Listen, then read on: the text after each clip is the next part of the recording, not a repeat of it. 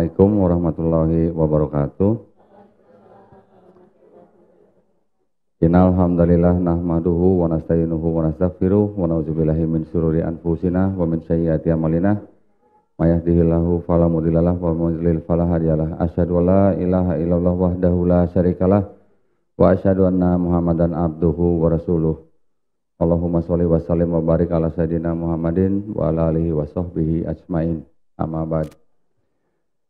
Baik, hari ini saya diberi topik oleh Bu Yeni mengenai apakah benar Quran itu dikarang oleh Nabi Muhammad SAW gitu ya. Kita harus tahu sejarahnya dulu, sejarahnya Quran bagaimana, turunnya bagaimana, oleh siapa, pada zaman apa, kemudian melalui transmisinya apa, terus bagaimana bisa dikatakan bahwa itu adalah karangan seorang yang tidak bisa baca tulis gitu. Bangsa Arab sendiri juga memang tidak familiar dengan tradisi baca tulis. Karena mereka tradisinya adalah dengan hafalan. Yang mereka kedepankan apanya? Sastranya. Mereka sudah terbiasa dengan tradisi syair. Ya. Bahkan yang namanya syair itu diperlombakan gitu katanya. Pernah kasidah tahu kan? Qasidah? Qasidah juga ternyata syair. Tapi syair yang dilagukan gitu. Nah, jadi mereka memang sudah terbiasa ngelihat pohon bikin syair, mikirin cewek misalnya bikin syair, ngelihat danau bikin syair, apapun semuanya dituangkan dalam bentuk syair. Karena memang bangsa Arab itu terkenal sekali akan sastranya. Sastranya memang lebih tinggi gitu ya dibandingkan bangsa-bangsa lain dengan tradisi berpuisi, bersyair gitu. Makanya pada saat Quran diturunkan dan ayat-ayatnya dibacakan bukan dari tulisan ya, dilafazkan oleh Nabi di depan orang-orang yang juara syair, mereka bingung. Ini orang nggak bisa baca tulis, ini orang nggak bisa bikin syair, kok tahu-tahu bisa melafazkan syair yang jauh melebihi daripada syair-syair yang mereka sudah biasa bacakan. Makanya sampai mereka berani bilang, lawan ininya ya, lawan syairnya berani bilang, ini nggak mungkin karangan manusia gitu. Tetapi mereka tidak mau atau masih egonya masih tinggi untuk menerima Islam karena ego, karena mungkin jabatan sosial, pengaruh dan segala macam. Nah, jadi kalau kita menghadapi pertanyaan Quran dikarang oleh manusia gitu, kita coba buka satu-satu kemungkinannya apa aja. Kita harus menjawab dengan akal ya, dengan logika ya. Coba kita lihat ininya. Pertama kali kalau kita dibilang Quran dikarang oleh seorang manusia, yuk kita bedah satu-satu kemungkinannya apa. Kemungkinan pertama berarti kemungkinan besar Quran itu dikarang sendiri oleh Nabi Muhammad SAW. Ya kan? Yang kedua, kemungkinan besar Nabi Muhammad SAW itu nyontek dari kitab suci sebelumnya, Bible. Ya, ada Taurat dan Injil. Taurat, Zabur, Injil gitulah. Kemungkinan yang ketiga, Nabi Muhammad SAW dibantu oleh orang-orang Nasrani atau Yahudi. Masuk dong kemungkinannya. Kemungkinan yang keempat, wah ini jangan-jangan Nabi Muhammad SAW ini dibantu nih sama iblis nih atau setan gitu. Ada yang ngomong gitu, ya kan? Kira-kira dari 4 kemungkinan itu bisa nggak kita jawab semua? Bisa, gampang. Ya. Kita lihat satu-satu. Kemungkinan pertama, Nabi Muhammad SAW mengarang sendiri katanya. Oke, tadi kita lagi ngomongin barusan kan bahwa Nabi Muhammad SAW tidak bisa baca dan tulis. Memang kata ummi itu ada beberapa arti. Arti yang pertama adalah tidak bisa baca tulis. Arti yang kedua adalah, arti pertama tuh ibu sebenarnya, ummi ya. Yang kedua tidak bisa baca tulis. Arti yang ketiga adalah apa? Umat yang tidak pernah menerima kitab, tidak pernah menerima perintah, hukum, ketetapan dari melalui seorang nabi. Ya, sebelumnya kan bangsa Israel yang menerima kitab-kitab sebelumnya kan, Taurat kepada Nabi Musa, Zabur kepada Nabi Daud, Injil kepada Nabi Isa alaihissalam. Bangsa Arab ini bangsa yang tidak pernah menerima kitab seperti halnya bangsa Israel. Oke. Jadi artinya ada 3 seperti itu. Tapi dalam konteks ini memang seperti yang tadi saya bilang bahwa bangsa Arab sendiri, gak usah Nabi, bangsa Arab satu bangsa ini memang tidak familiar dengan tradisi baca tulis, gitu ya. Nah, kita lihat sekarang. Kalau Nabi Muhammad SAW mengarang sendiri Quran, kita bisa bedakan bahasanya Quran sama bahasanya hadis. Ada yang tahu nggak kira-kira gayanya sama nggak? Gaya tulisan di hadis sama gaya tulisan di Quran. Ya, ada yang bisa bedain? Beda ya. Kalau di hadis kita baca itu kan narasinya narasi-narasi cerita, narasi pesan atau sabda Rasulullah gitu ya, atau istilahnya sebuah peristiwa yang diceritakan atau mungkin sebuah apa ya namanya pesan yang disampaikan oleh Nabi. Sedangkan kalau di Quran gaya bahasanya itu kan gaya bahasa seperti pesan dari sebuah pribadi yang punya kekuasaan meliputi semuanya gitu. Sang Maha Kuasa gitu. Dan dia sedang ngomong sama ciptaannya gitu. Gaya bahasanya beda. Selain daripada itu, di dalam Quran juga gaya bahasanya itu gaya bahasa sastra. Beberapa ayat itu dia seperti memiliki rumus gitu. Orang Arab sendiri, khususnya bangsa Quraisy, mereka kalau menyusun puisi atau menyusun syair, kayak kita lah kan biasanya kan kalau puisi itu di belakangnya ada suku kata yang sama gitu misalnya, n semua. Di Quran juga begitu kan, macam-macam surat kita bisa tahu lah. Jadi gaya bahasa Quran dengan gaya bahasa hadis itu jauh berbeda, ya. Maka kecil atau tidak ada kemungkinan Nabi Muhammad SAW mengarang sendiri. Bukan kecil ya, tidak ada sama sekali. Karena memang gaya bahasanya memang beda. Gitu ya. Yang kedua, kalau Nabi Muhammad SAW mengarang Quran itu, mengarang sendiri, buat apa di dalam Quran ada pesan-pesan yang menegur Nabi sendiri gitu. Ingat ya, pada saat Nabi bermuka masam, karena ada pengemis gitu ya. Kenapa ada pesan yang menegur dia sendiri gitu? Ini juga nggak masuk akal kan, gitu ya. Ada beberapa ayat di dalam Quran yang menegur Nabi sendiri, ya. Misalnya juga mengharamkan apa yang Allah sudah halalkan. Itu juga salah satu. Ya. Kemudian, bagaimana mungkin seorang manusia bisa mengarang sendiri untuk nubuat-nubuat yang akan datang? Terjadi nggak? Terjadi, semuanya terjadi. Nubuat-nubuat Nabi ini terjadi. Itulah makanya ciri-ciri Nabi biasanya dia diberikan penglihatan yang bisa dijadikan nubuat gitu. Nah, bagaimana seorang yang ummi tidak bisa baca tulis bisa memberikan nubuat dan terjadi? Kalau nggak terjadi mungkin itu karangan, tapi terjadi gitu loh. Berarti ada unsur keterlibatan kuasa daripada Allah Subhanahu wa taala gitu ya. Oke, yang berikutnya.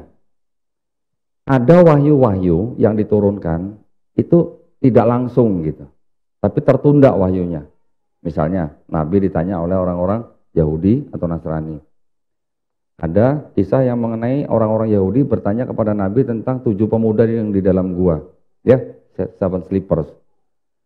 Banyak orang-orang yang belum muslim menuduh bahwa Quran menjiplak kisah-kisah tersebut, ya kan?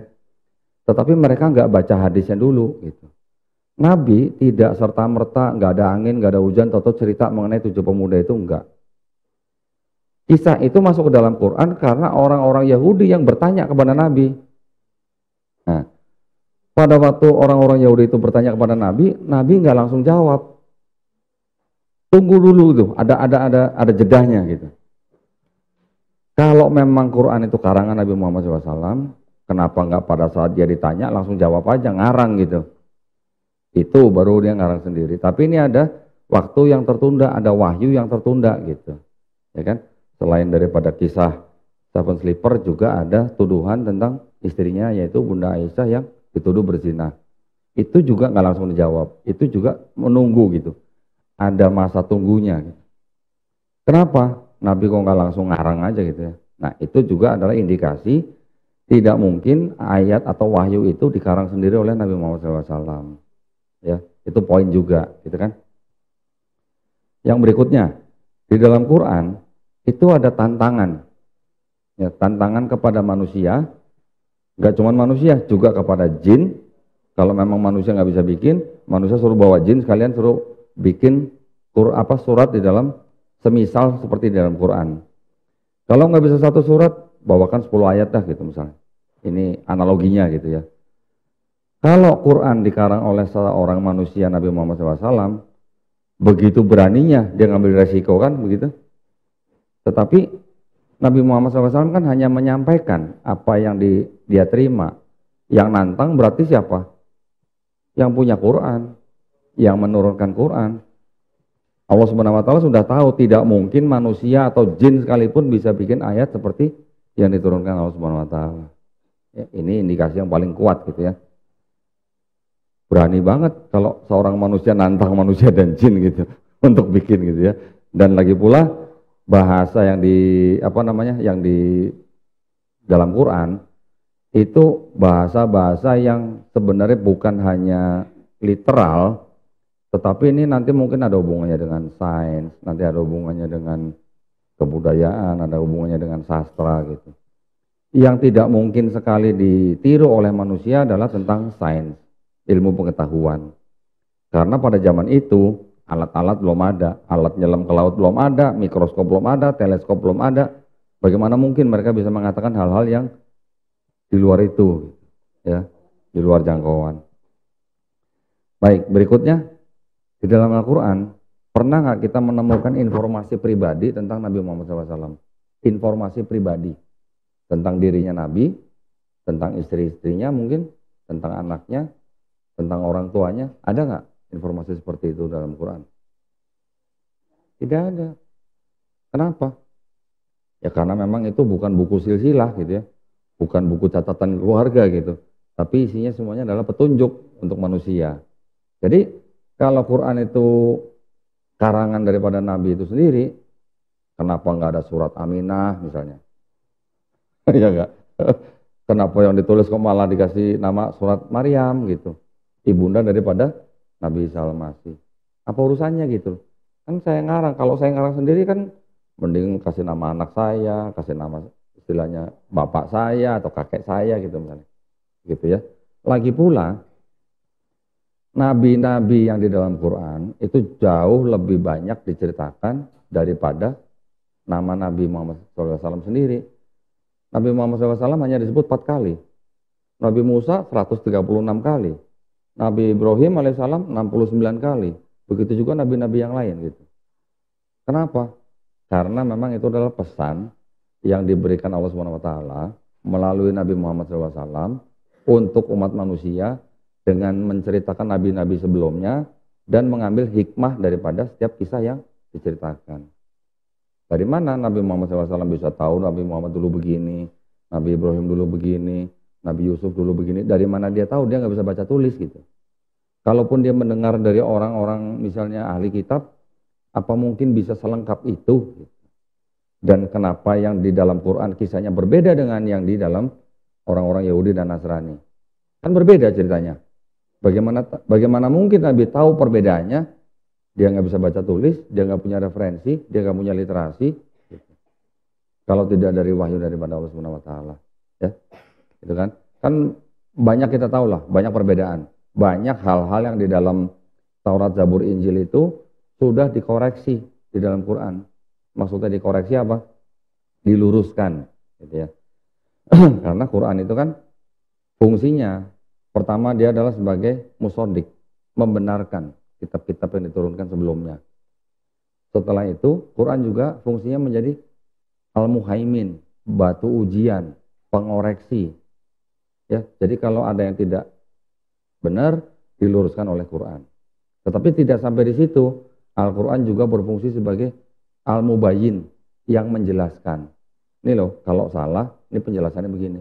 Contoh misalnya, Nabi Isa al-Masih tidak dibunuh dan tidak disalib. Itu dijelaskan, tetapi diangkat. Ya, kurang lebih seperti itulah. Banyak hal-hal yang sebenarnya diluruskan oleh Al-Quran mengenai kisah nabi-nabi di kitab-kitab sebelumnya. Mungkin kalau Bapak Ibu di sini yang dulunya sering baca Bible tahu ya kisah ya. Nabi Nuh diceritakan mabuk anggur, telanjang. Nabi Lot atau Lut diceritakan menghamili 2 anak perempuannya sendiri. Ada nggak kisah itu di Quran? Tidak ada. Ya, memang ada menceritakan Nabi Lut dengan 2 anak perempuannya, tetapi bukan Nabi Lut itu tahu-tahu menghamili 2 anaknya sendiri, tetapi menceritakan tentang anak yang diminta oleh kaum kufar, kaumnya Nabi Lot gitu ya. Terus kemudian yang diluruskan lagi cerita Nabi Daud yang berzinah dengan Binor. Tahu dong Binor ya? Bini orang gitu. Bahkan istri daripada panglimanya sendiri, yaitu Uria. Sampai akhirnya dengan segala trik, panglimanya sendiri ditaruh di medan perang paling depan supaya cepat mati, baru istrinya dinikahi oleh Nabi Daud. Setelah hamil pula ya. Adakah kisah seperti itu di Quran? Jauh ya. Di Quran, Nabi Daud dimuliakan. Memang Nabi Daud pernah membuat kesalahan paling dalam hanya pengambilan keputusan di antara umatnya yang berselisih. Itu pun langsung minta ampun dan diampuni. Ya kan? Nabi Harun alaihissalam dikisahkan di kitab-kitab yang sudah dirubah-rubah itu membuat patung sapi berhala untuk disembah. Bayangin, Nabi membuat patung sapi untuk disembah. Kira-kira Tuhan salah pilih Nabi atau ceritanya yang salah? Gitu. Tuhan yang Maha Kuasa, dia pasti tahu dong untuk memilih utusannya. Masa iya dia bisa memilih utusan tapi berbuat yang dilarang gitu sama yang mengutus gitu. Kira-kira gitu ya. Nabi Salomo atau Sulaiman di Bible diceritakan pernah musyrik, pernah menyembah atau menyekutukan selain Allah. Kira-kira Tuhan yang mengutus Nabi, masa dia nggak tahu? Nggak masuk akal kan? Nabi yang menyembah Tuhan yang lain atau menyekutukan yang mengutus gitu kan? Nggak mungkin, nggak masuk akal. Itu yang diluruskan oleh Quran. Nah, kisah-kisah seperti itu tadi yang meluruskan kisah nabi-nabi sebelumnya di kitab-kitab sebelumnya yang sudah dirubah-rubah. Nabi Muhammad SAW itu tahu dari mana? Gitu. Poinnya saya di situ. Tahu dari mana? Kalau itu memang karangan Nabi Muhammad SAW. Jadi tidak masuk akal kalau Nabi Muhammad SAW yang umi tidak terpelajar, tidak literate gitulah kayak kalau bahasa sononya, bisa mengetahui dan mengoreksi kisah-kisah sebelumnya. Ya kan? Tidak mungkin, itu tidak mungkin. Gitu. Oke, sampai di sini. Jadi tuduhan bahwa Quran dikarang oleh Nabi Muhammad SAW dengan beberapa poin tadi gugur dong. Gugur dong. Setuju? Setuju ya? Gugur. Yang kedua, Nabi Muhammad SAW menulis Quran sumbernya dari Bible. Nah, sebelum saya lanjutkan ini, saya ingin kita sama-sama sepakat dulu nih. Sepakatnya begini.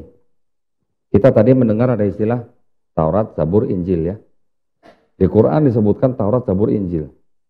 Setuju nggak kalau saya bilang Taurat, Zabur, Injil ini adalah wahyu-wahyu yang diturunkan Allah Subhanahu wa taala kepada nabi dan rasulnya untuk Bani Israel pada zaman itu. Setuju? Wahyu ya? Wahyu. Wahyu bentuknya seperti apa, Bu? Wahyu itu apa? Ilham. Kalau ilham untuk manusia biasa. Tapi kalau untuk nabi, wahyu. Bedanya gitulah ya. Tapi artinya wahyu itu kan tidak bisa dilihat mata. Wahyu itu tahu-tahu masuk ke dalam kolbunya nabi. Begitu juga kita kalau kita misalnya lagi ngopi atau dapat ilham gitu misalnya. Kan nggak bisa dilihat mata. Orang lain tidak bisa melihat ilham kita gitu. Kita pun tidak bisa melihat wahyu yang diterima oleh nabi kan. Tahu-tahu nabi udah tahu aja. Jadi kalau namanya wahyu-wahyu yang diterima nabi-nabi untuk Bani Israel pada zaman itu, kalau nabi-nabinya sudah nggak ada, wahyunya kemana?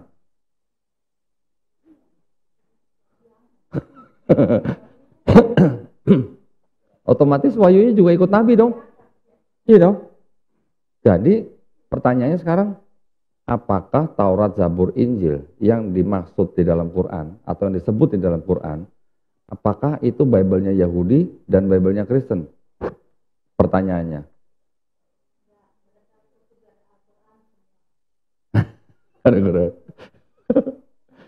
Yang sekarang mungkin istilah-istilahnya ambil dari situ. Tetapi yang saya pertanyakan adalah apakah Taurat, Zabur, Injil yang disebut di dalam Quran itu adalah Bible-nya Yahudi dan Bible-nya Kristen? Hah? Apakah Bible-nya Yahudi yang dimaksud Taurat oleh Quran?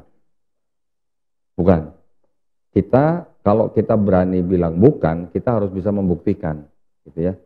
Saya sudah mempelajari dan saya sudah membuktikan bahwa yang namanya Pentateuch, ada yang tahu ya, masih ingat Pentateuch? 5 kitab Musa atau 5 buku Musa, Kejadian, Keluaran, Imamat, Bilangan, Ulangan, itu disebut Pentateuch namanya. Atau oleh orang Yahudi disebut Torah, gitu ya. Torah dalam bahasa Arabnya Taurat. Ternyata saya sudah bisa membuktikan bahwa Pentateuch itu tidak ditulis oleh Musa.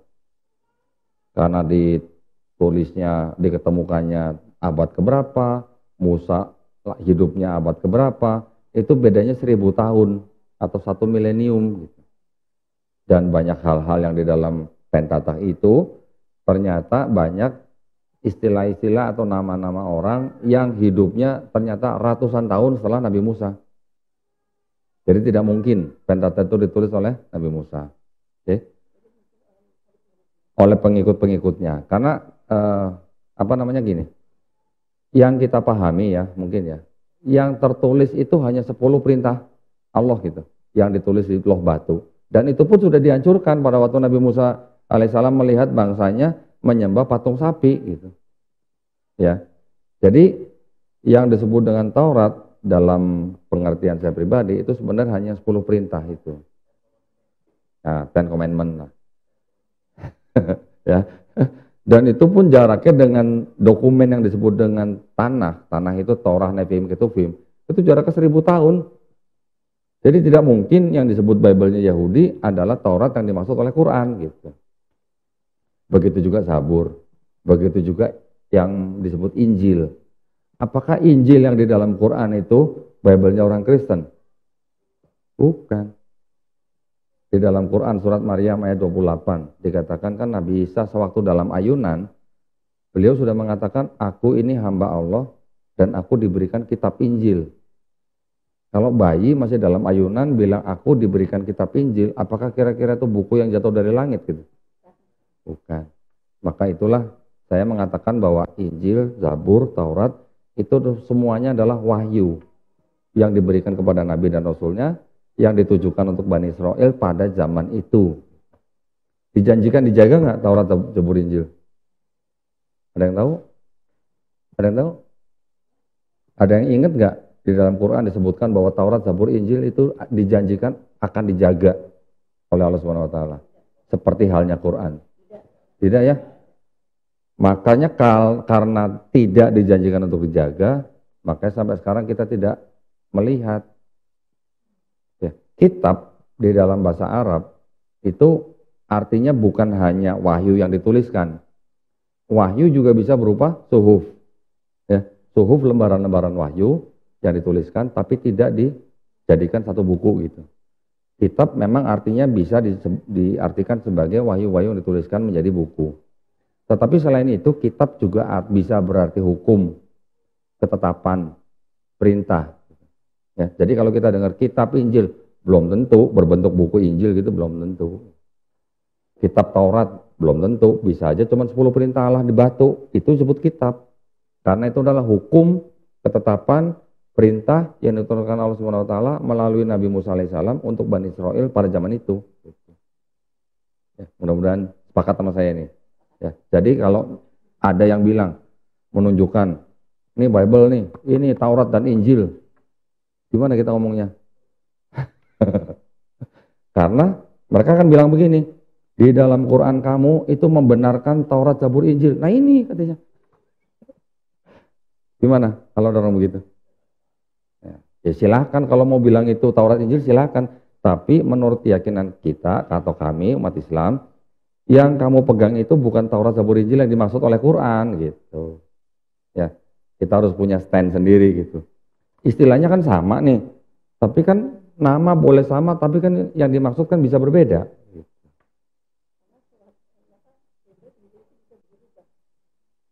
Taurat juga, Bu. Iya, betul. Betul. Betul.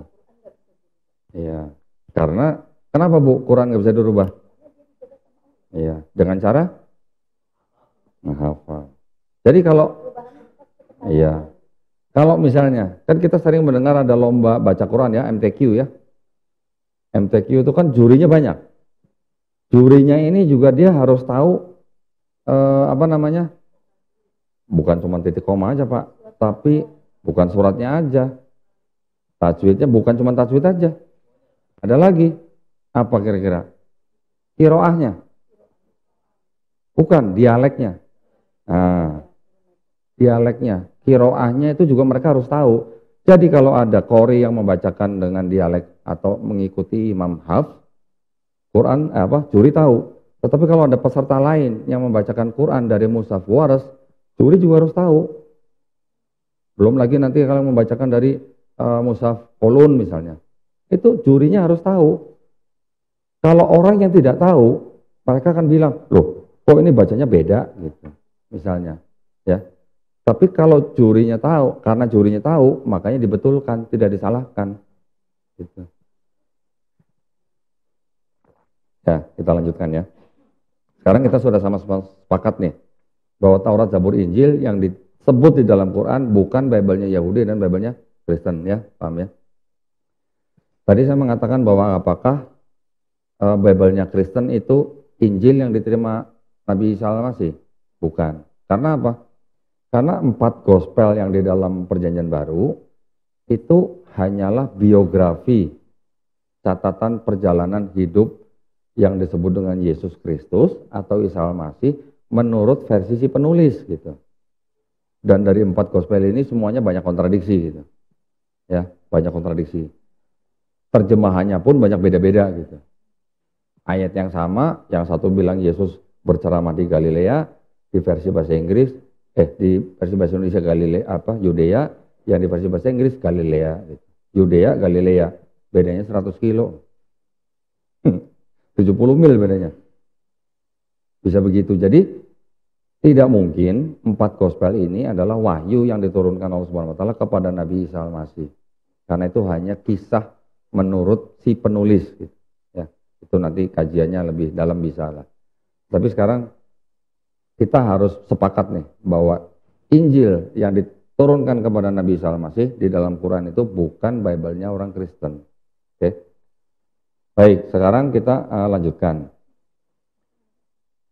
Mungkin nggak Nabi Muhammad SAW itu menulis dari Bible? Nggak mungkin, karena kan tadi Nabi kan ummi, ya kan? Balik lagi, orang nggak bisa baca tulis kok dituduh menulis dari Bible gitu kan? Dulu belum ada scanner, belum ada mesin fotokopi, ya kan? Belum ada foto, HP tinggal difoto gitu, nggak ada. Zaman dulu orang kalau mau pengen punya kitab yang ada tulisan begini, setebal gini, kalau mau punya seperti ini, ya harus disalin ulang oleh manusia gitu. Bolpen belum ada yang cuman mungkin cuman obor gitu untuk penerangan gitu. Di daun, di kulit binatang, di tulang gitu ya. Nah, terus kemungkinan Nabi menulis dari Bible langsung rontok. Kenapa? Karena nggak ada Bible bahasa Arab zaman Nabi gitu. Bible bahasa Arab adanya baru di abad ke-8. Nabi di abad ke-7 kan? Bible itu di abad ke-9 malah, abad ke-9. Jadi ada jarak kira-kira 200 tahun, waktu Nabi masih hidup, 200 tahun kemudian baru ada Bible bahasa Arab. Gitu. Nah sekarang kalau Nabi umi, baca tulis saja nggak bisa, terus bagaimana mungkin bisa membaca kitab yang dalam bahasa Yunani pula gitu, atau dalam bahasa Ibrani pula gitu kan? Nggak mungkin gitu loh. Ya, jadi nggak berlebihan gitu loh. Istilahnya udah nggak bisa baca tulis, terus baca yang bahasanya di luar bahasa ibunya gitu, ya kan? Yang berikutnya, Bible itu sendiri di dalam tradisi gereja itu sampai abad ke berapa? Ke-18 itu nggak bisa dibaca sembarang orang, diumpetin gitu. Yang boleh baca ya hanya pendeta-pendeta atau petinggi-petinggi gereja aja, jemaat biasa ntar dulu gitu. Itu sampai abad ke-18 masih diumpetin. Bagaimana mungkin Nabi bisa melihat Bible gitu? Bible versi apa gitu yang ada pada zaman Nabi Muhammad gitu? Apakah Bible versi KJV, NIV, RSV, ESV, NARV? Nah, semua itu ya tidak mungkin ada. Karena semuanya itu adanya di abad ke-14 dan seterusnya. Oke? Jadi kemungkinan bahwa Nabi Muhammad SAW menulis Quran berdasarkan Bible gugur. Ya, setuju kan? Nah, berikutnya, apakah mungkin Nabi Muhammad SAW itu menulis Quran dibantu oleh orang-orang Yahudi atau Kristen pada saat itu? Ya, kita lihat nih. Ada kan sepupu daripada istri pertama Nabi Muhammad SAW, yaitu Warokah bin Naufal. Beliau kan dianggap sebagai orang Nasrani, ya kan? Pada saat Nabi Muhammad SAW pertama kali menerima wahyu, kan Nabi kan dibawa oleh istrinya menghadap kepada Warokah bin Naufal ini, gitu kan? Ini kan orang Nasrani. Terus ada perkataan nanti dari luar bahwa Nabi Muhammad SAW tuh dibantu sama Warokah katanya untuk menulis Quran gitu katanya. Warokah kan buta ya. Dan dia dianggap sebagai orang yang melestarikan penulisan Injil gitu kan. Injil ya. Injil ini istilah mereka ya. Tapi kita harus paham dulu nih, Injil ini bukan Injil yang diterima oleh Nabi Isa, tapi Injil dalam arti gospel yang mereka tuliskan gitu. Pertanyaan sekarang, berapa kali Nabi Muhammad SAW ketemu dengan Warokah? Ada yang tahu? 2 kali. Pertama setelah Nabi menerima wahyu, kedua bertemu di depan Ka'bah. 3 tahun setelah pertemuan kedua itu, Warokah meninggal. Sedangkan Quran diturunkan dalam waktu berapa tahun? Mulainya umur Nabi 40 tahun. Tapi berapa lama Quran diturunkan? Enggak, setelah Nabi berusia 40 tahun, kan Quran diturunkan. Berapa lama Quran diturunkan? 22 tahun, 2 bulan, 22 hari. Sedangkan Warokah ketika bertemu Nabi yang kedua, 3 tahun setelah itu meninggal. Terus sisanya siapa yang ngajarin kalau Warokahnya udah meninggal gitu loh, maksud saya. Ya dong. Kalau ada orang bilang Nabi diajari oleh Warokah bin Naufal menulis Quran. Warokah hidup cuma 3 tahun setelah ketemu dengan Nabi. Sedangkan Quran diturunkan 22 tahun. Sisanya siapa yang ngajarin? Ya, jelas dong. Nah, jadi tidak mungkin Nabi Muhammad SAW belajar dari Warokah bin Naufal. Ya kan? Kemudian ada lagi tuduhan bahwa Nabi Muhammad belajar dari orang-orang Arab. Gitu. Bangsa Quraisy gitu. Hebat dong. Keren amat gitu ya. Bangsa Arab bisa ngajarin Nabi Muhammad gitu ya. Sedangkan bangsa Arab sendiri sebelum kedatangan Nabi Muhammad SAW itu kebudayaan mereka atau peradaban lah paling cocok. Peradaban mereka tuh maju atau mundur. Yang disebut dengan masa jahiliyah itu masa peradaban yang maju atau masa peradaban yang sangat mundur. Mereka kalau punya bayi perempuan dikubur hidup-hidup. Nah, itu peradaban apa gitu kan. Terus kemudian perdagangan juga masih sangat-sangat banyak permainan gitulah. Artinya muamalah yang tanpa akhlak gitu. Tidak ada akhlaknya. Jadi banyak permainan gitulah. Timbangan dan segala macam ya gitu ya, bisa dipermainkan gitu ya kan. Nah, ketika Quran turun, akhlaknya kan diperbaiki, mulai dari akhlak Nabi, kemudian akhlak sahabat, baru kemudian akhlak bangsa Arab gitu kan. Jadi setelah Quran turun, peradaban bangsa Arab itu jadi makin mundur atau jadi maju? Jadi maju. Perdagangan jadi diatur, kemaslahatan masyarakat juga diatur, ya kan? Pernikahan juga diatur, silsilah atau nasab juga diatur, ya kan? Tidak sembarangan seperti dulu gitu ya. Ada jadi aturan-aturan yang diturunkan dalam Quran yang membuat bangsa Arab yang tadinya tidak berakhlak menjadi berakhlak. Karena memang tujuan Islam diturunkan itu kan untuk menyempurnakan akhlak gitu ya. Penting kan akhlak kan berarti kan? Baik untuk diri sendiri, di dalam keluarga, di dalam masyarakat, bangsa, berbangsa gitu. Ya, jadi tidak mungkin Nabi Muhammad SAW belajar dari orang Arab yang tidak berakhlak, yang tidak beradab gitu. Oke, oke. Kemudian ada tuduhan juga bahwa Nabi Muhammad SAW belajar dari seorang Romawi yang pandai besi. Pernah dengar, Pak? Pernah dengar? Ada tuduhan seperti itu. Jadi anak laki-laki Al-Faqih Ibnul Mughirah itu yang bernama Jabar itu merupakan orang Nasrani yang berasal dari Romawi, namanya Jabar. Itu malah ada di surat An-Nahl 16 ayat 103. Nanti boleh dicek. Ya. Orang Romawi kan tidak paham bahasa Arab yang tingkat tinggi. Mungkin mereka sedikit-sedikit bisa bahasa Arab, tapi yang tingkatnya tingkat bahasa umum gitulah. Ya, yang istilahnya bahasa yang dipakai mungkin di pasar gitulah ya. Bagaimana mungkin gitu? Seorang Romawi yang tidak paham bahasa Arab tingkat tinggi bisa mengajari Nabi Muhammad SAW. Jauh rasanya gitu ya. Nah, jadi mustahil Nabi Muhammad SAW itu belajar dari orang Romawi itu. Lagi pula Quran diturunkan dalam bahasa Arab, orang Romawi kan gak bisa bahasa Arab gitu loh. Jauh banget gitu ya tujuannya. Nah, yang terakhir bilang bahwa Nabi Muhammad SAW itu pasti belajar dari orang Yahudi dan orang Kristen. Wah, ini kan tuduhan yang bukan main-main juga gitu. Nah, kita bisa baca di surat Al-Maidah ya, saya langsung bacakan artinya aja. Sesungguhnya telah kafirlah orang-orang yang berkata sesungguhnya Allah adalah Al-Masih putra Maryam. Padahal Al-Masih sendiri berkata, hai Bani Israel, sembahlah Allah Tuhanku dan Tuhanmu. Sesungguhnya orang-orang yang mempersukan sesuatu dengan Allah, maka pasti Allah mengharamkan kepadanya surga dan tempatnya ialah neraka. Tidaklah ada bagi orang-orang lalim itu seorang penolong pun. Juga di ayat 82-nya, sesungguhnya kamu dapati orang-orang yang paling keras permusuhannya terhadap orang-orang yang beriman ialah orang-orang Yahudi dan orang-orang musyrik. Dan sesungguhnya kamu dapati yang paling dekat persahabatannya dengan orang-orang yang beriman ialah orang-orang yang berkata, sesungguhnya kami ini orang Nasrani.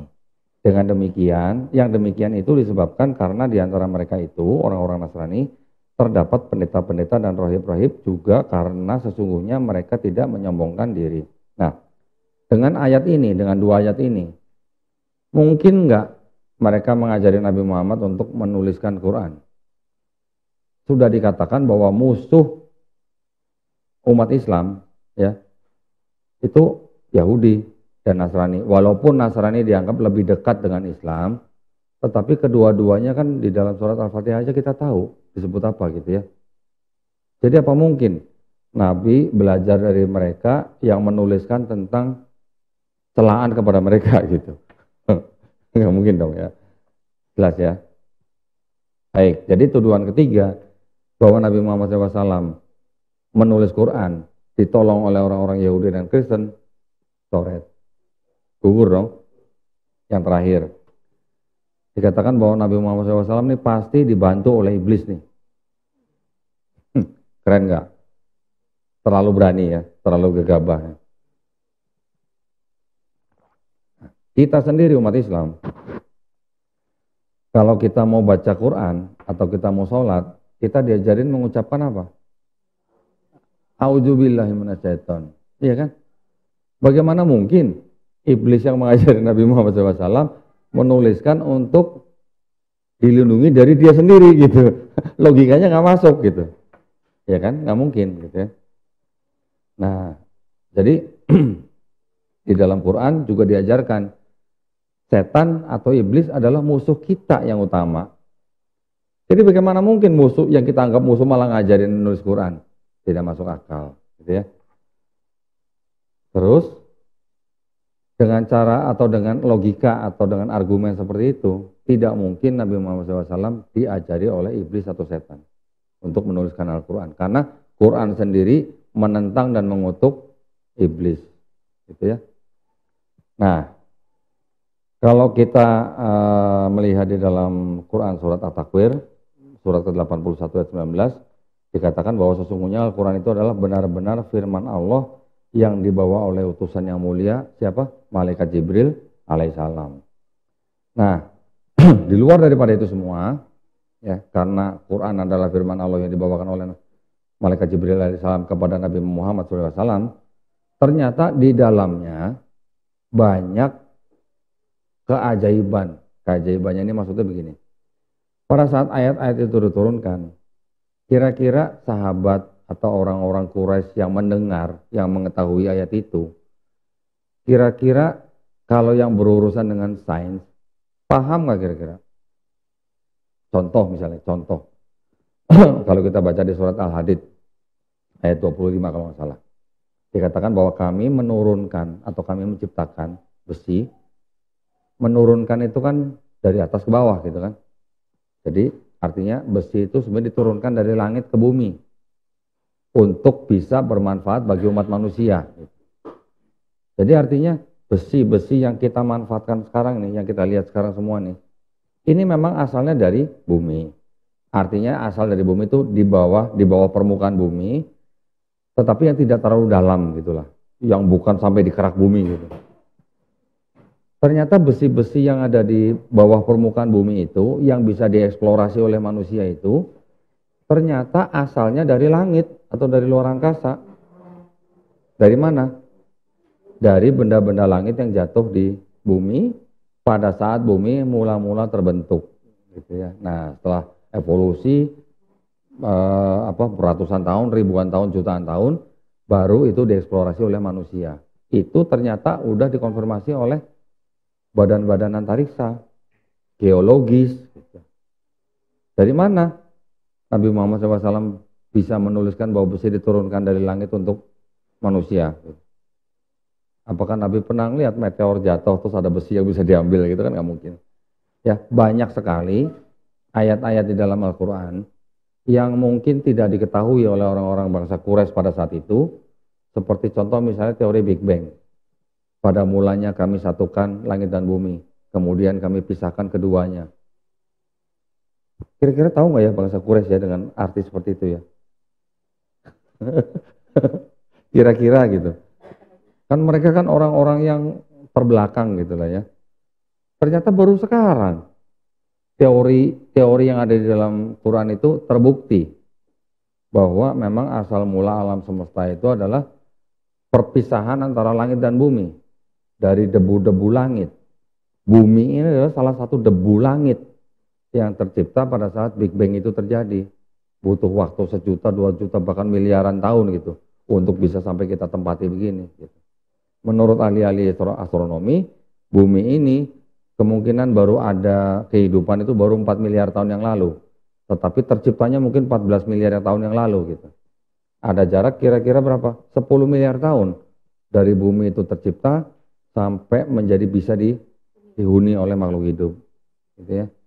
Apakah Quran bertentangan dengan teori sains itu? Di Quran disebutkan bahwa langit dan bumi diciptakan dalam berapa hari? Masa, bukan hari. Saya mancing. Kalau ada yang bilang 6 hari, nah, berarti dia nggak paham masa. Memang artinya masa itu kan tidak bisa disamakan dengan 24 jam. Ya. Kalau di Bible dikatakan hari, 7 hari. Gitu ya. 7 hari itu maksudnya diciptakannya 6 hari. Hari ke-7-nya Tuhan beristirahat. Gitu ya. Tapi hari di situ kan beda pengertiannya dengan masa. Kalau masa itu adalah periode. Periodenya berapa tahun kita nggak tahu. Bisa 10 tahun, bisa 1 juta tahun, bisa berapa miliar tahun gitu ya. Setiap masa itu mungkin yang menggambarkan penciptaan dari mulai yang sama sekali masih masih mentah sekali sampai bisa ada mungkin kehidupan, itu ada masa-masanya. Tapi kalau Bible diciptakan dalam waktu 6 hari, apakah maksudnya 6 kali 24 jam? Ya, itu. Jadi di dalam Quran banyak ayat-ayat yang ternyata baru dipahami setelah zaman kita ini. Garis edar matahari, garis edar bulan. Apa orang-orang Quraisy tahu tuh kalau matahari itu punya garis edar? Tidak mungkin ya. Kemudian lagi misalnya mengenai bumi juga punya orbit, mereka juga nggak mungkin tahu kan. Embriologi, nanti ada lagi gunung. Gunung dikatakan bergerak sebenarnya. Dan Gunung itu ternyata dikatakan sebagai apa? Pasak. Pasak kita tahu ya, seperti paku yang besar itu ya. Ternyata gunung itu ternyata pasak. Bumi ini pasak bumi. Dari mana pembenaran bahwa gunung itu disebut pasak? Kapan? Semenjak kapan? Ilmuwan tahu bahwa gunung itu ternyata pasak. Ternyata setelah ada ditemukan atau teori bahwa benua yang kita tempatin ini, tanah yang kita tempatin ini, semuanya berbentuk lempengan-lempengan. Semuanya berbentuk lempengan. Dan dibagi dalam beberapa wilayah lempengan gitu. Australia sendiri, kita di pinggir dengan lempengan yang di utara. Makanya kalau ada pergeseran sedikit aja, gempa gitu ya, tsunami gitu kan. Setelah diketemukan teori tentang lempengan-lempengan bumi ini, barulah ilmuwan-ilmuwan juga sadar bahwa lempengan-lempengan itu semuanya juga ditahan atau tidak bergerak terlalu ekstrim karena ditahan oleh gunung. Jadi gunung kalau dikatakan pasak, artinya dia seperti kalau kita misalnya berkemah nih, kita mendirikan tenda. Tenda itu kita tarik dengan tambang. Tambang itu kita tancap ke tanah menggunakan pasak. Untuk apa? Untuk menyetabilkan tenda kita. Kurang lebih seperti itu. Ya.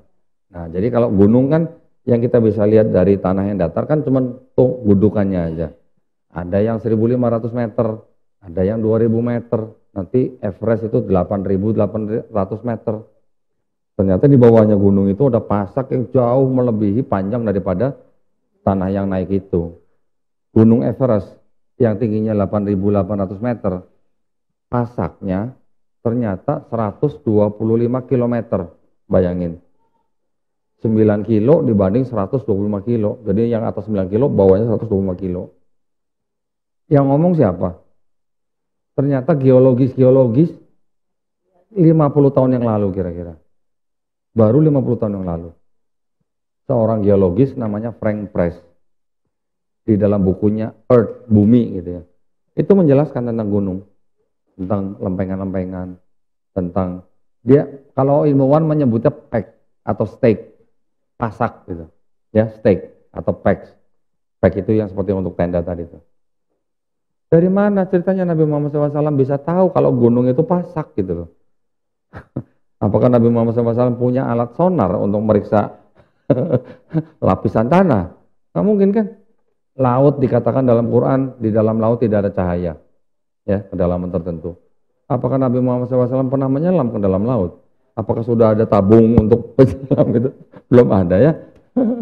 Bagaimana mungkin Nabi Muhammad SAW tahu bahwa embriologi manusia diciptakan dari tanah, menjadi segumpal darah, kemudian umur sekian diberikan roh, kemudian kami tumbuhkan daging, kemudian kami tumbuhkan tulang, kemudian kami bungkus lagi dengan daging. Dari mana ceritanya Nabi bisa tahu begitu? Kalau tidak ada mikroskop. Orang bisa tahu gitu kan harus ada yang mikroskop. Nah, seorang profesor, namanya Profesor Kidmore. Dia menulis buku tentang embriologi yang dipakai oleh seluruh perguruan tinggi bidang embriologi, bidang kandungan. Bukunya jadi buku referensi lah, semua mahasiswa calon dokter. Ternyata dia dikasih tahu di Quran tuh ada gitu. Kaget ya. Sampai akhirnya karena bukunya dia dengan Quran ini sejalan, Profesor Kidmore diundang oleh pemerintah Arab Saudi. Coba, bagaimana pendapatnya dengan ayat yang dalam Quran, dengan buku yang beliau tulis gitu. Akhirnya beliau bikin konferensi pers. Beliau berani mengakui bahwa Quran bukan karangan Nabi Muhammad. Tetapi Quran adalah diturunkan oleh Tuhan, Sang Maha Pencipta. Dia berani ngomong begitu. Kira-kira Profesor Kidmore masuk Islam nggak Pak? Hah? Ternyata enggak Pak. Ternyata enggak, walaupun beliau mengakui bahwa Quran diturunkan oleh Tuhan yang Maha Pencipta, tetapi Profesor Kidmore ini dia lahir dari seorang keluarga Kristen, bukan soal khotimannya, tapi gini, beliau anak seorang pemuka agama Kristen, tapi yang aliran Presbyterian, ya. Dari kecil dia diajarkan oleh orang tuanya bahwa Tuhan semua agama itu satu sama. Hanya cara menyembahnya aja yang berbeda. Jadi dia percaya bahwa Tuhan yang menurunkan ayat-ayat Al-Quran itu sama dengan Tuhan yang di agama dia gitu. Jadi dia tidak masuk ke Islam. Tetapi juga tidak sedikit profesor-profesor yang sekelas dia masuk ke Islam karena kebenaran ayat-ayat Quran. Contoh misalnya Profesor Maurice Bucaille. Dia seorang ahli bedah Prancis. Beliau diberi tugas oleh pemerintah Prancis untuk memeriksa mayat mumi. Ya, mumi Mesir.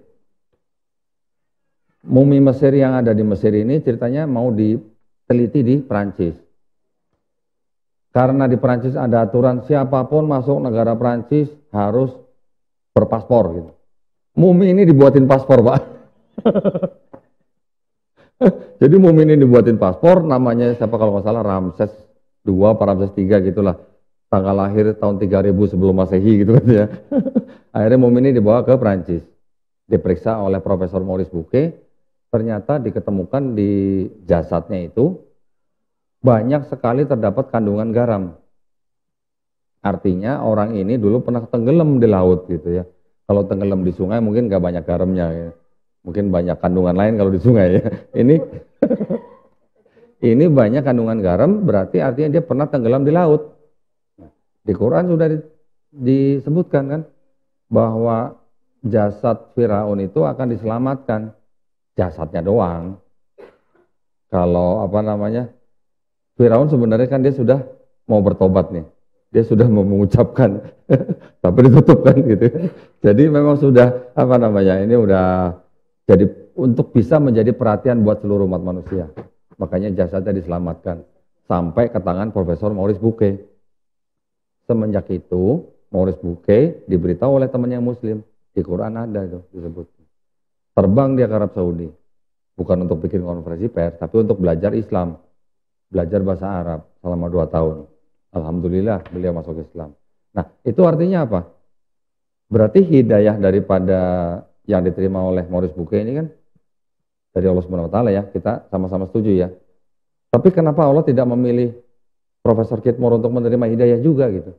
Itu menunjukkan bahwa hidayah itu adalah hak prerogatif Allah Subhanahu Wa Taala. Jadi kita tidak bisa, saya pengen orang itu mualaf gitu. Saya harus berusaha bagaimana ceritanya supaya dia mualaf gitu misalnya. Jangan, nggak perlu begitu gitu. Nabi aja nggak bisa memualafkan pamannya. Iya kan? Jadi artinya yang menentukan siapa yang menerima hidayah Allah Subhanahu Wa Taala. Nah kita nih bapak-bapak ibu-ibu yang ada di sini nih, termasuk saya nih. Berarti kita nih orang yang dipilih sama Allah Subhanahu Wa Taala untuk menerima hidayah. Ibu nggak bisa bilang saya mau masuk Islam karena kemauan saya sendiri. Betul kan? Ibu baru bisa menjadi Muslim kalau sudah diizinkan oleh Subhanahu Wa Taala. Kira-kira Allah Subhanahu Wa Taala kalau dia mau menjadikan semua manusia di bumi ini Muslim semua, gampang, kecil gitu ya. Tapi kenapa enggak? Kenapa enggak?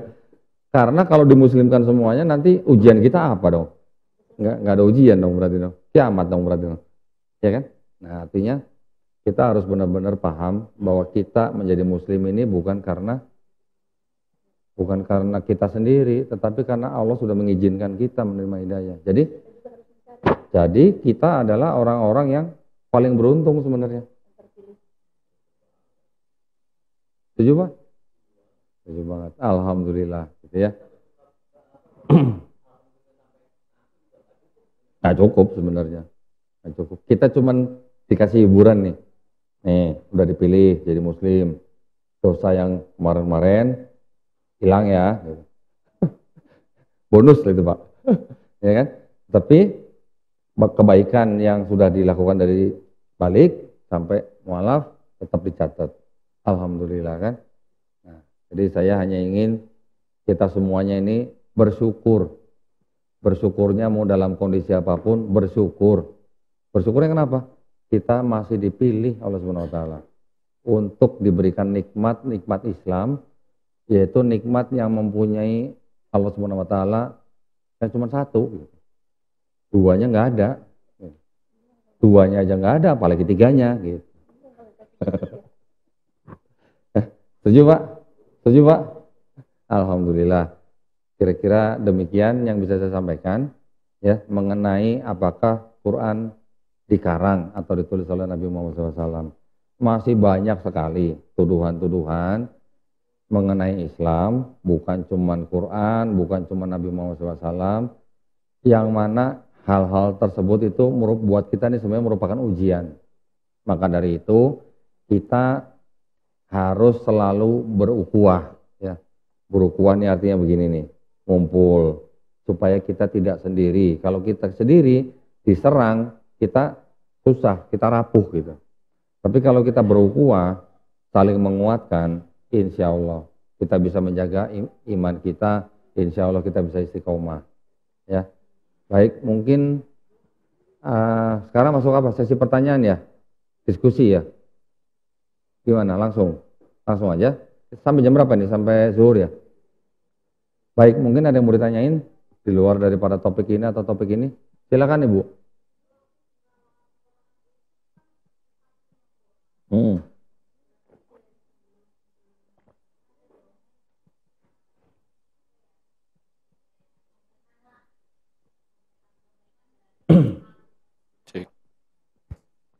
Tadi di awal-awal saya udah jelasin ya bahwa yang disebut kitab dalam bahasa Arab itu artinya bukan hanya buku gitu, bukan hanya berbentuk buku.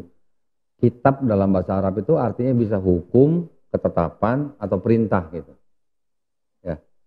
Jadi yang sudah diturunkan sebelumnya yaitu Taurat, Zabur, Injil, tadi kita semua sudah sepakat bahwa itu adalah wahyu-wahyu yang diturunkan Allah Subhanahu wa taala melalui nabi dan rasulnya, ditujukan untuk Bani Israel saja pada zaman itu. Nah, jadi yang dimaksud dengan kitab-kitab yang Taurat, Zabur, Injil itu adalah hukum-hukum, perintah, ketetapan yang diterima oleh Bani Israel melalui nabi dan rasulnya pada zaman itu, yang kemudian ternyata dituliskan menjadi Bible-nya orang Yahudi, Bible-nya orang Kristen, tetapi yang sudah dirubah-rubah. Kitab yang asli yang diturunkan oleh Allah Subhanahu wa taala itu sebenarnya adalah wahyu. Ya. Wahyu tidak harus berbentuk buku. Dan saya sudah membuktikan, saya sudah mempelajari bahwa yang namanya Taurat, Bible-nya Yahudi itu tidak ditulis oleh Nabi Musa alaihissalam. Begitu juga Zabur, begitu juga Injil. Itu bukan tulisan nabi-nabi itu gitu. Jadi kita tidak tahu persis siapa yang menulis dan kita tidak tahu persis apakah itu benar 100% ataukah salah 100%. Tetapi pesan daripada Nabi kita adalah jangan kamu menolak 100%, tapi juga jangan kamu menerima semuanya. Artinya di dalam kitab-kitab mereka masih ada sisa-sisa firman Tuhan. Contoh, Adonai Elohenu, Adonai Ehad. Itu sejalan dengan Kul Huwallahu Ahad. Sejalan, sesuai. Yang seperti itu kita boleh terima. Tetapi kalau sudah yang bertentangan dengan Quran, mohon maaf, kita tolak. Nah, kalau yang Ibu maksud penyempurna, yang disempurnakan adalah wahyu-wahyu yang diturunkan sebelumnya. Bukan Bible-nya Yahudi, bukan Bible-nya Kristen gitu. Ya. Wahyu-wahyu yang diturunkan itu kan, tadi saya bilang hukum, ketetapan, perintah. Apa isinya?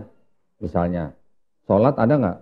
Tetap ada sholat, tapi sholatnya tidak seperti mengikuti syariat yang diturunkan kepada Nabi Muhammad SAW. Sujud ada nggak? Ada. Wudhu ada nggak? Ada. Zakat ada nggak? Ada. Namanya perpuluhan. Ya kan? Puasa ada nggak? Ada.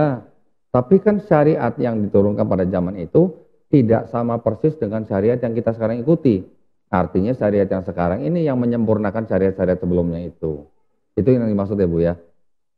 Mudah-mudahan paham ya. Ada lagi?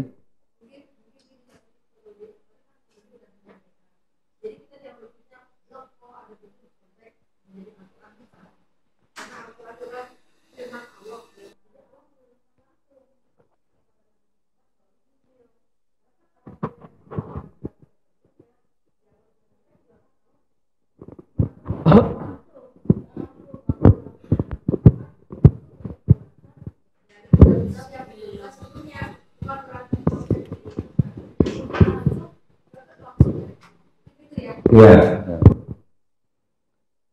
mudah-mudahan menjawab pertanyaan. Ya. Yang lain? Oh gitu ya, kata lagi ya. Paroki mana dulu Bu? Paroki mana dulu? Saya dulu di waktu masih di kampung. Oh iya. Oh Madiun ya. Silakan Mbak, kalau ada pertanyaan lagi.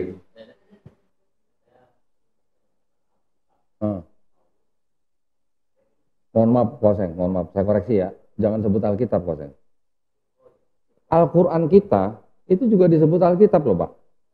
Nah, jadi Bible aja Bible. Ya. Ya. Jadi di Bible itu ada Paulus. Ya.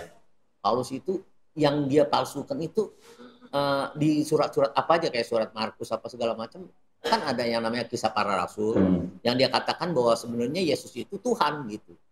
Jadi Ustadz Kodoni tahu nggak kira-kira yang mana gitu?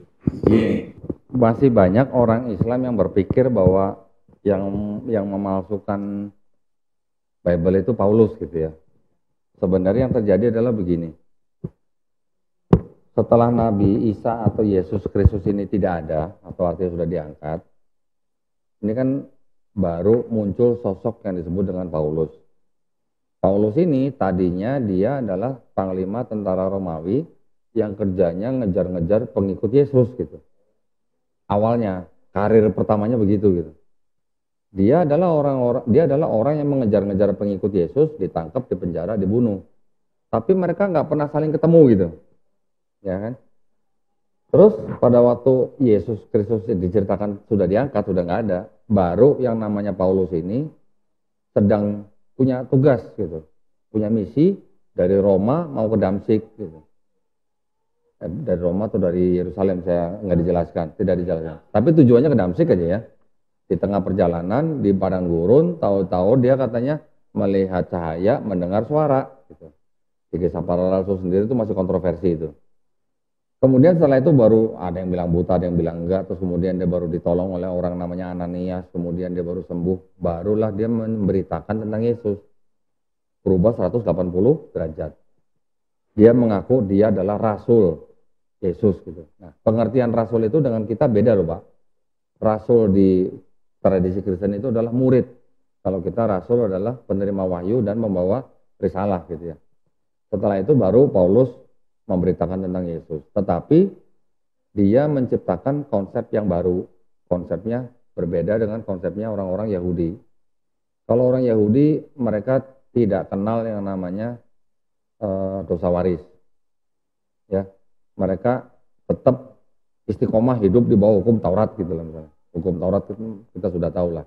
Tiba-tiba Paulus ini mengatakan bahwa hukum Taurat sudah sudah batal dengan matinya Yesus di atas kayu salib gitu ya.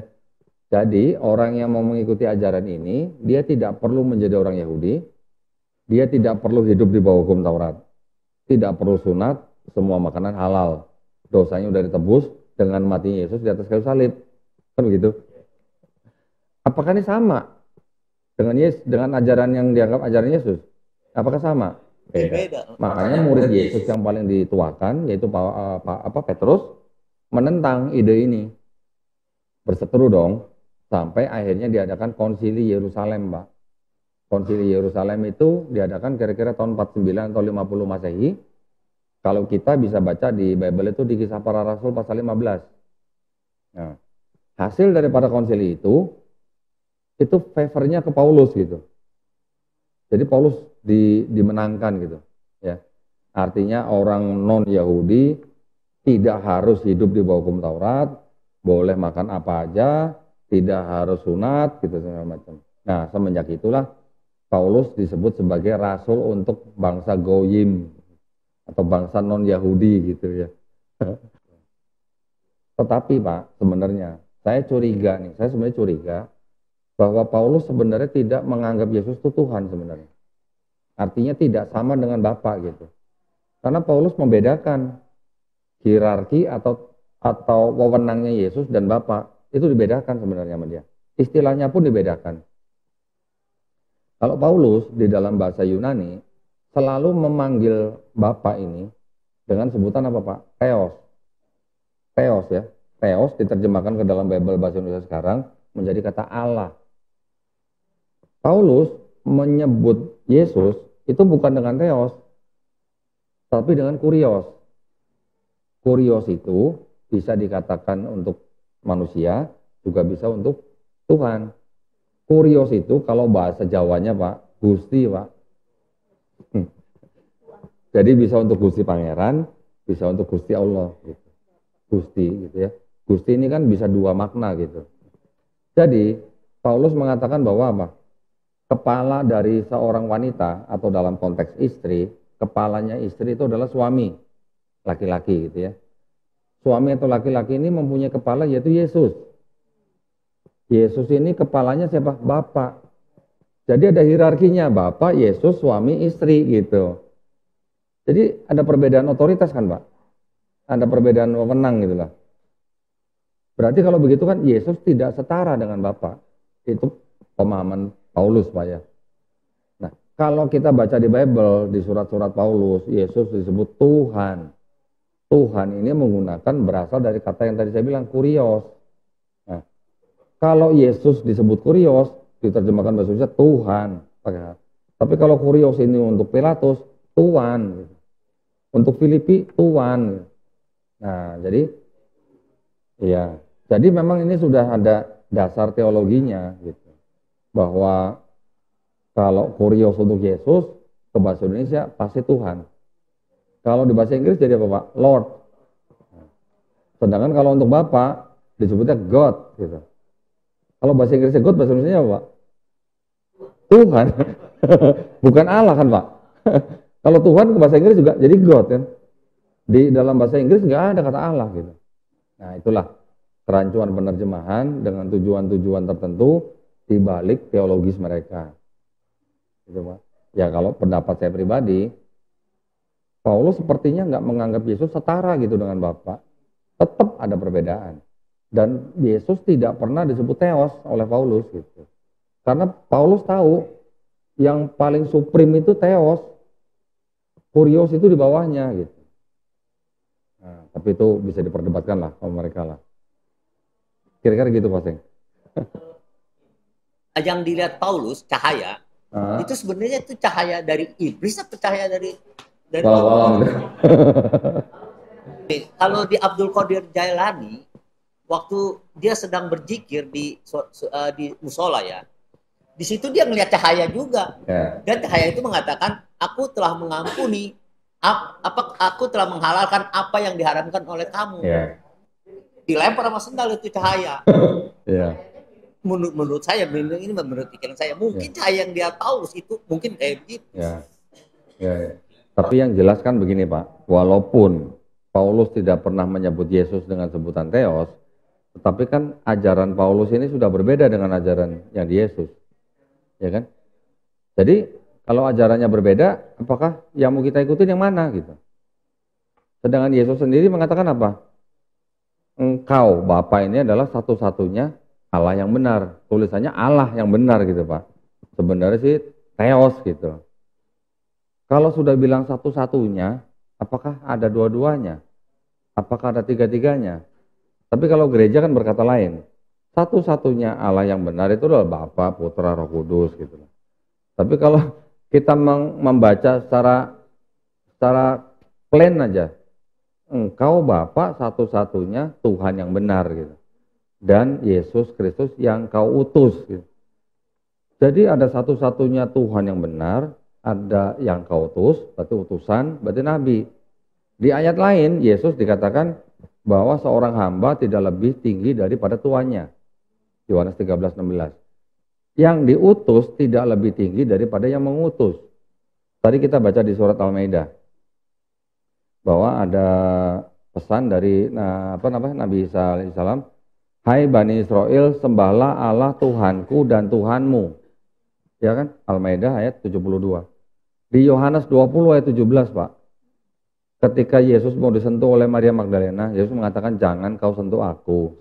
Sebab aku belum pergi kepada Bapakku. Katakan kepada saudara-saudaramu bahwa aku akan pergi ke Bapakku dan Bapamu, Tuhanku dan Tuhanmu. Berarti Yesus punya Bapa dan Tuhan yang sama nggak dengan Bapa dan Tuhan saudara-saudaranya? mikir sederhana aja gitu, Pak. Mikir sederhana aja. Yesus saja ngajarin doanya doa Bapa kami, bukan doa Bapakku gitu. Kami kan artinya Yesus dan murid-muridnya. Artinya Yesus dan murid-muridnya mempunyai Tuhan yang sama, Bapa gitu loh. Theos gitu kan. Kalau kita mikir dengan sederhana gitu. Tapi kan ya kalau nama teologi kan diputar-putar, Bapa itu Yesus, Yesus itu Bapa gitu. Tapi nanti ada lagi, Bapa itu bukan Yesus, Yesus itu bukan Roh Kudus bukan Bapa, tapi ketiganya Tuhan gitu. Jadi orang bertanya lagi, jadi Yesus itu Bapa atau bukan gitu. Alirannya jadi pecah, Pak. Aliran yang mengatakan Yesus bukan Bapa, Bapa bukan Roh Kudus bukan Yesus, tapi ketiganya adalah Tuhan, menjadi disebut aliran Trinitarian atau Trinitas. Nanti ada aliran yang bilang Yesus itu bukan Tuhan karena dia cuma ciptaan. Walaupun dia ciptaan yang paling mulia, lebih mulia dari malaikat, tapi dia tetap bukan Bapa gitu. Itu aliran Unitarian. Nanti ada lagi aliran yang bilang Yesus itu ya Bapa, Bapa itu ya Yesus gitu. Itu aliran Oneness namanya. Nah, jadi ini 3 aliran berdasarkan Bible yang sama. Gitu. Berdasarkan satu Bible menimbulkan berapa aliran. Gitu Pak. Jadi artinya konsep ketuhanan di dalam kekristenan itu sebenarnya kalau kata orang Betawi belum kelar Pak. Gitu. Belum final gitu Pak. Tuhannya jadi masih terus-terusan dalam keadaan ragu-ragu terus, nggak kayak kita Islam udah yakin begitu ya. Kristen yang kan tentang Tuhan itu Yesus itu Tuhan gitu. Yang dibicarakan tentang dia itu Tuhan bukan, itu doang selalu, nggak pernah habis-habis.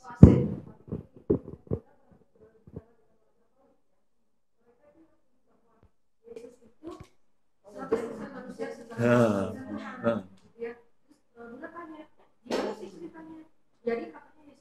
menjelma, mendarat Tuhan yang menjelma menjadi manusia supaya memberi contoh bahwa kalau menjadi manusia itu bisa diri sendiri, merasakan sakit, merasakan lapar. Terus kita lagi. Nah terus kalau misalnya dia menunjukkan dia bisa menyembuhkan orang sakit atau menyembuhkan orang mati itu gimana? Kan dia berarti berlaku sebagai Tuhan juga. Ya itu lah makanya Tuhan. Yesus itu Tuhan manusia. Udah nggak kelar. Nggak kelar, iya dari dulu memang capek. Gini. Kalimat yang bilang tadi Yesus itu 100% manusia, 100% Tuhan, itu adalah akidah yang ditetapkan di Konsili Kalsedon tahun 451 Masehi. Yesus mempunyai dui nature gitu, atau sifat ganda. Yesus 100% manusia, 100% Tuhan. Menjawab itu sebenarnya begini. Kan tadi dibilang, kalau Yesus sedang tidak tahu kapan hari kiamat, itu adalah sisi kemanusiaannya. Kalau Yesus sedang disalib bisa mati, berarti sisi kemanusiaannya. Nanti pada waktu Yesus membangkitkan Lazarus, itu sisi Tuhannya. Berarti nanti pada waktu menyembuhkan orang lepra, itu sisi Tuhannya. Berarti Yesus punya switch gitu Bu? Atau gimana? Switch on off gitu. On jadi Tuhan, off jadi manusia gitu. Apa begitu? Nggak masuk akal Pak ya, nggak masuk akal.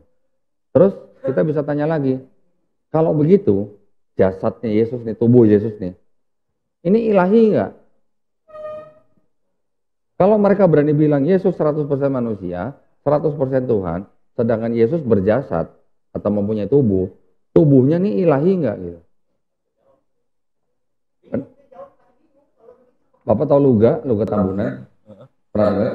Orang Kristen yang ngaku nabi? Saya tanya begitu bengong Pak. Iya bener. Ya, karena kalau Yesus mempunyai tubuh, kalau dibilang 100% manusia, 100% Tuhan, kita tinggal tanya, dia tubuhnya ilahi enggak? Mereka kan dilema jawabnya. Kalau mereka bilang ilahi, ya, kok bisa mati gitu. Kalau mereka bilang bukan ilahi, ya, terus nggak dituhanin gitu. Berarti itu bukan Tuhan gitu kalau bukan ilahi. Sedangkan Pak, di tulisan Paulus sendiri di 1 Timotius 6:16 yang disebut dengan Tuhan itu adalah Dia yang bersemayam di dalam terang yang tidak terhampiri, yang tidak takluk akan maut. Artinya tidak takut akan maut tahu Bu? Tidak bisa mati. Kalau bisa mati artinya fana. Kalau kekal, iya. Kalau Yesus Pernah mati nggak? Menurut Bible pernah mati kan? Pernah disalib gitu kan? Iya pernah mati berarti kan? Terus dibangkitkan, bukan bangkit sendiri loh. Ada ayatnya. Nah, artinya kalau Yesus pernah mati, berarti dia pernah takluk kepada maut kan? Nanti kalau bilang, ya walaupun dia bangkit, melawan apa berkuasa atas maut, dia dibangkitkan, bukan bangkit sendiri. Yang membangkitkan siapa? Bapa. Iya, dibangkitkan. Gitu. Ya, kita ini kan sedang melayani versi Bible nih. Dianggap sudah pernah mati, disalib, kemudian bangkit dari ketiga dengan cara dibangkitkan. Sebenarnya jelas loh pesan di dalam Bible itu.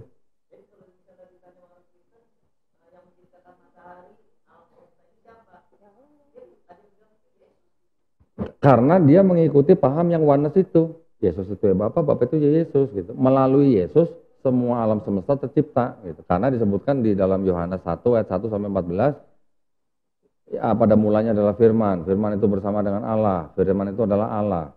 Terjemahannya sudah sedikit bermasalah, tetapi kalimat itu berasal dari kalimat orang-orang yang mengikuti paham apa? Platonisme atau Helenisme Yunani kuno. Jadi jawaban paling sederhana itu adalah hanya orang-orang penganut Helenisme atau pagan yang percaya bahwa Tuhan bisa jadi manusia gitu.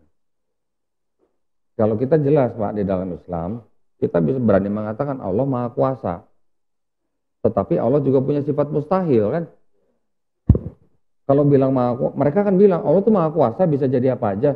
Tinggal kita tanya, bisa nggak jadi iblis? Kalau mereka bilang Tuhan itu Maha Hadir katanya, bisa nggak hadir di neraka? Mau apa enggak gitu masalahnya? Enggak mau. Artinya kan Tuhan kan pasti selain Maha Kuasa juga Maha Suci Pak. Ya kan? Apakah yang Maha Suci ini bisa bercampur dengan yang tidak Maha Suci? Gitu. Tidak mungkin. Nah itulah. Tadi yang menciptakan alam semesta ini tuh Yesus. Saya bilang Yesus itu di dalam kandungan 9 bulan. Mati 3 hari. Pada saat dia mati 3 hari yang ngatur alam semesta siapa? Ya betul. Itu karena mereka sudah terpengaruh oleh pengaruh Helenisme Pak. Yang bilang tadi Tuhan atau dewa ini bisa menjadi manusia gitu. Ya. Atau juga yang misalnya gini, di paham-paham paganisme itu mereka kan percaya Dewa Zeus, dewa yang paling tinggi. Dewa yang lain di bawah Dewa Zeus gitu. Dewa Zeus bisa menghamili manusia Pak. Perempuan namanya Danai dalam bentuk hujan emas. Punya anak namanya Perseus. Makanya Perseus itu adalah setengah manusia, setengah dewa. Apa bedanya sama Yesus gitu. Konsepnya gitu. Nanti ada lagi Dewa Zeus menghamili perempuan lain, punya anak Hercules. Sama, dia juga setengah manusia, setengah dewa.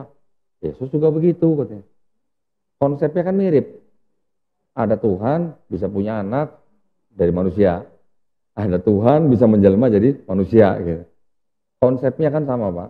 Terus kemudian di dalam konsep paganisme juga dari mulai Sumeria, Babilonia, Persia, bahkan sampai ke India, di Mesir, Eropa Utara, semuanya ini menyembah Tuhan yang triad. Triad itu apa? 3 tapi 1. Triad gitu Pak. Aristoteles ngomong gini Pak, sesuai perkataan orang-orang Pitagoras, alam dunia, alam semesta ini dibatasi hanya dengan angka 3, awal, tengah, akhir. Menggunakan hukum ini kami gunakan untuk menyembah dewa-dewa kami. 3. Kenapa berhenti di 3 Pak?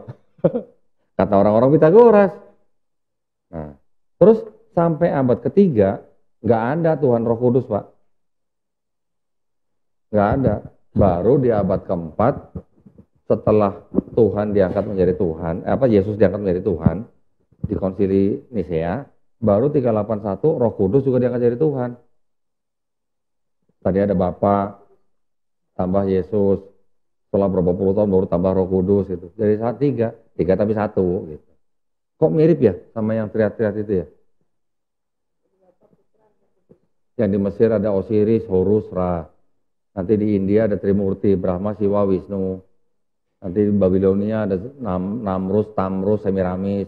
Nanti di Sumeria nanti ada siapa, Mitra segala macam. Semuanya tiga gitu. Jadi memang itu sudah menjadi kebiasaan orang-orang zaman dulu yang menyembah Tuhan yang triad gitu. Kristen ini meneruskan. Ditanya berapa Tuhannya? Satu, Esa. Siapa? Bapak, Putra, Roh Kudus. Bisa gitu nggak? Bisa. Tuh Bapak, Putra, Roh Kudus. Berapa? Satu gitu. Gimana Pak? Iya aja dah gitu. Satu. Kenapa? Kenapa begitu Pak? Karena mereka berdasarkan aspek teologis. Kalau orang teologis bisa ngomong 1 tambah 1 tambah 1 sama dengan 1. Kalau saya melipir Pak, saya adang dari sisi lain gitu. Saya menggunakan sisi kritik teks. Kalau kritik teks, saya berani bilang ayat ini awalnya catatan di pinggir halaman. Kemudian disisipkan ke naskah-naskah Yunani menjadi ayat. Jadi ayat ini tidak asli. Nah tolong jawab dah. Mau ngomong apa? Yang ngomong itu siapa? Bible mereka sendiri. Nah tolong jawab dah. Apakah mereka akan bilang 1 tambah 1 tambah 1 sama dengan 1 kalau udah dikasih tahu begitu? Nggak mungkin. Kalau dengan kritik teks, 1 tambah 1 tambah 1 pasti 3. Tapi kalau teologis memang bisa gitu, bisa muter-muter, bahkan bisa jadi 0 Pak. 1 tambah 1 tambah 1 bisa jadi 0 kalau teologis gitu ya. Kalau kritik teks lain cerita. Ada lagi? Silakan Bu. Orang Kristen percaya banget sama ucapan pendeta dalam khotbahnya. Karena ajarannya disampaikan dalam bentuk doktrinisasi Bu. Doktrinisasi. Jadi kayak seolah-olah gini. Ingat nggak pada zaman Perang Dunia? Waktu Hitler mau menjadi penguasa lah gitu. Bagaimana caranya dia meyakinkan rakyatnya untuk mengikuti dia gitu. Dengan cara apa? Doktrin. Doktrinnya apa? Bangsa Jerman adalah bangsa yang paling unggul. Ya, lebih unggul dari bangsa-bangsa yang lain gitu. Itu didoktrinkan terus. Hampir tiap hari gitu. Jadi kalau namanya doktrin, mau benar mau salah, kalau dia sudah masuk ke dalam alam bawah sadar kita, yang salah bisa jadi benar, yang benar bisa jadi salah. Gitu Bu. Dan doktrin itu memang seolah-olah doktrin yang kesannya itu menolong kita banget gitu kan, karena begitu besar kasih Allah kepada dunia ini sehingga dikaruniakannya anak yang tunggal gitu. Kok barang siapa yang mengasihi akan memperoleh hidup yang kekal. Betul nggak Bu? Dengan doktrin-doktrin seperti itu seolah-olah kita ini adalah sesuatu yang berharga di mata Tuhan. Kita harus percaya bahwa dia sudah mati mengorbankan nyawanya, menumpahkan darahnya gitu. Kira-kira gitulah doktrin. Jadi tidak diajarkan dengan berusaha, dengan perbuatan kita mencari keselamatan. Tapi cukup dengan percaya sudah diselamatin gitu. Cara yang nggak capek. Yang penting cuma percaya aja. Yesus mati di atas kayu salib buat nebus dosa saya masuk surga. Nah pertanyaannya, Hitler masuk surga atau masuk neraka? Hitler juga percaya Bu, Yesus mati di atas kayu salib buat nebus dosa dia. Tapi dia membunuh 6 juta manusia, kira-kira masuk neraka masuk surga? Kira-kira aja Pak. Kita bukan Tuhan. Kita cuma coba pakai logika. Tapi dia percaya Yesus nebus dia loh Pak. Udah ditebus loh. Iya. Jadi konsepnya bagus. Tetapi kalau dalam bahasa Jawanya tuh too good to be true gitu Bu. Muluk-muluk gitu Bu. Memikul salib menjalani kehidupan seperti Yesus gitu Bu. Ya artinya dia tidak kalau dia dijolimi orang ya dia hanya boleh menerima, nggak boleh membalas kejahatan dengan kejahatan. Karena selalu dikedepankan apa? Kasihilah musuhmu, kalau ditampar pipi kanan, kasih pipi kiri. Ada yang pernah nyoba di sini dulu?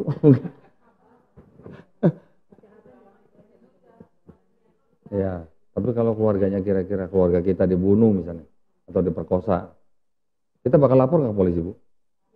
Pasti lapor lah. Walaupun ada hukum yang mengatur, tapi kita kan pasti lapor karena kita nggak terima. Kalau kita nggak terima, berarti kita mengasihi nggak musuh kita gitu.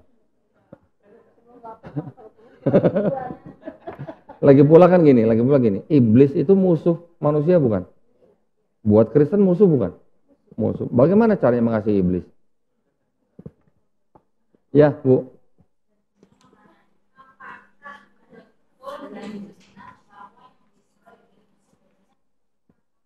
Ya apa? Nah, gini, saya bicara dari perspektifnya Katolik dulu ya. Ya. Di dalam Matius dan di dalam Markus, dua gospel itu mengatakan bahwa Yesus disalib, setelah dia disalib, dia berteriak apa, Bu? Eli, Eli, lama sabachthani. Yang di Markus, Eloi, Eloi, lama sabachthani. Ibu pernah baca nggak di Matius sampai Yohanes, sebelum Yesus disalib, Yesus pernah manggil bapaknya dengan sebutan Eli? Kira-kira, pernah nggak, Bu? Nggak ada. Nggak ada. Yesus dari kecil sampai sebelum disalib nggak pernah manggil Tuhan itu dengan sebutan Eli gitu.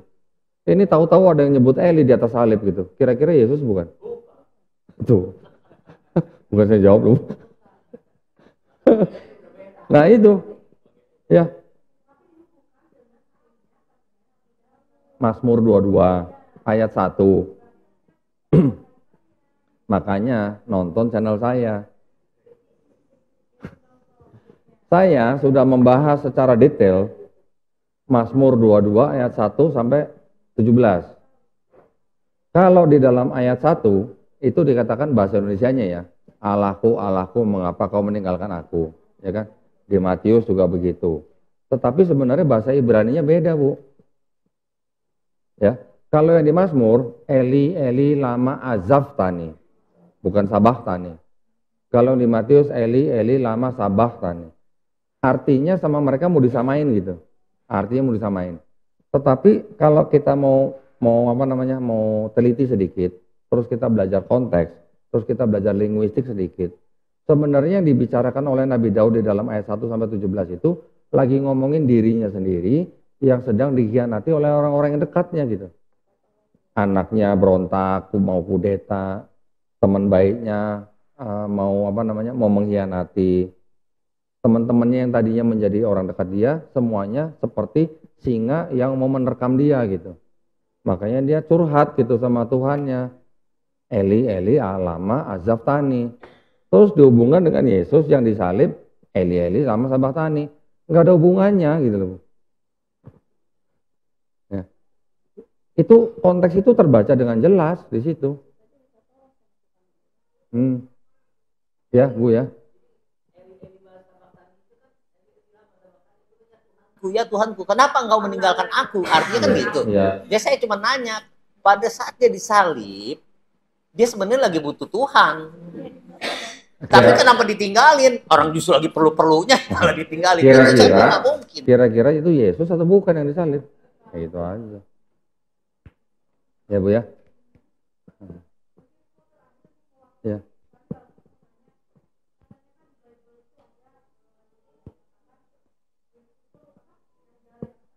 Oh iya.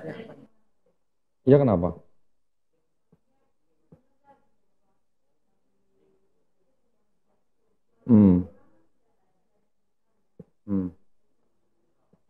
Kita gini aja Bu, kan tadi saya bilang di dalam kita melihat kitab-kitab yang sebelumnya, kalau ada yang sesuai dengan Quran, ya kita terima, nggak apa-apa.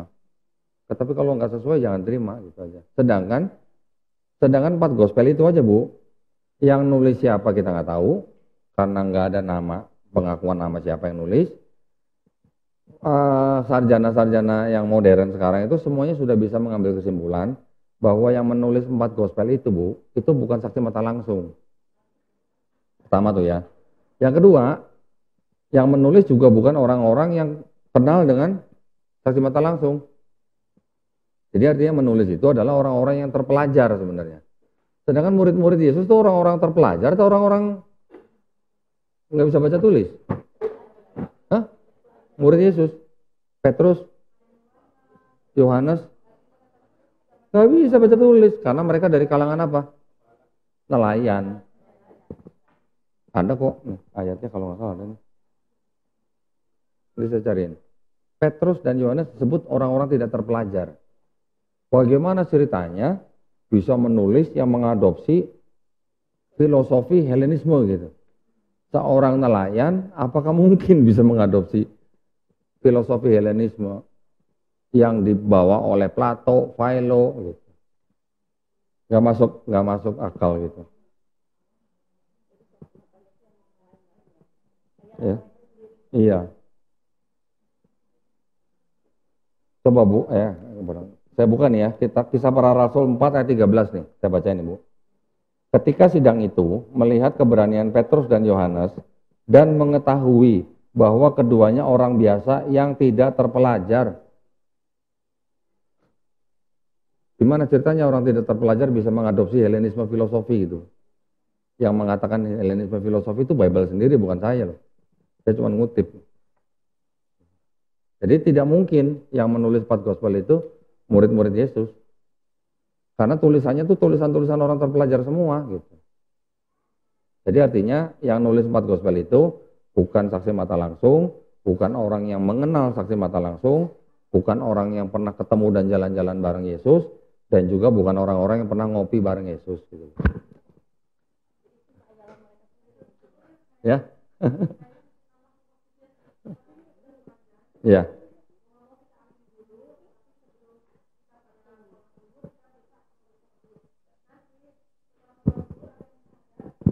Alhamdulillah.